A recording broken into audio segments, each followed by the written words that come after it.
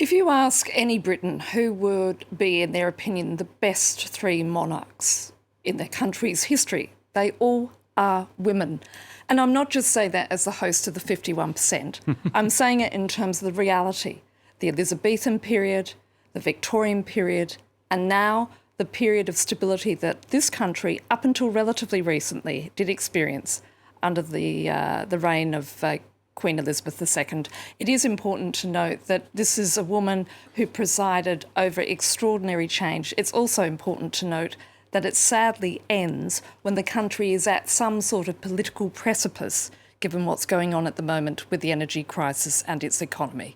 So, it's a convergence, if you like, a perfect storm, and not to underestimate the impact it's going to have on the mindset of Brits, not only in the UK, but across the Commonwealth as well. Rosa Friedman, you mentioned how there's going to be this period of mourning now. We're going to see a real respite in a country that since the build-up to that 2016 Brexit referendum has known divisiveness, which is, some say, unprecedented.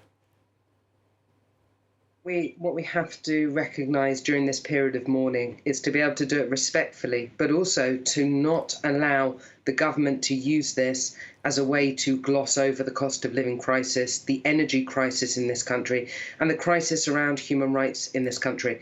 And I think that there will be a period of mourning that is done respectfully. We are very good in this country at being able to come together over these kind of, whether it's public celebration or public mourning.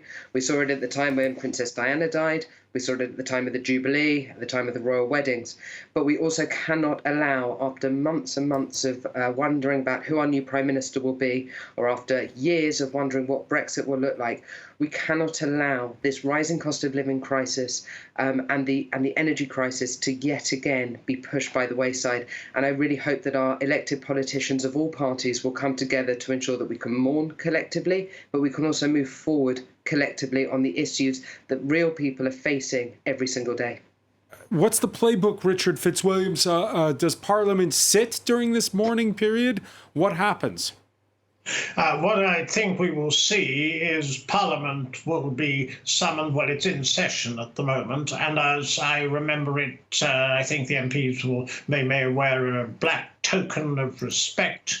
There's no doubt that you'll have official mourning for, it's supposed to be a period of 10 days. From what we understand, King Charles, if that's his title, will be visiting the various regions of the country, and that will be very much a symbol of unity. And of course, the proclamation of the new king will occur, and it will be ratified by the Accession Council, and this will be over a period of about 10 days, some of which the Queen will lie in state at Westminster Hall, and subsequently the funeral at Westminster Abbey. This, again, will be one of those moments that people will remember.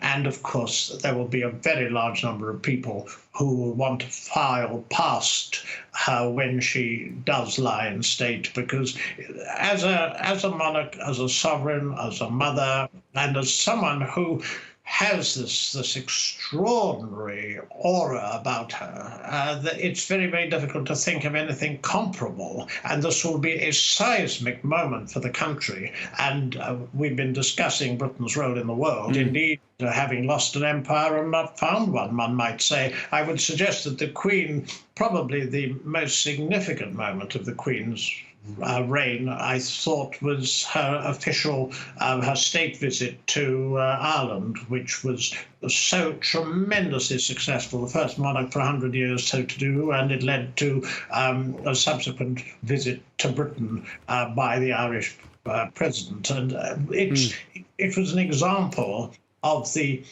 cachet that the Queen had, and the love and respect for her that was shown by so many in the Commonwealth. And this, as we've mentioned, has been something she has especially nurtured.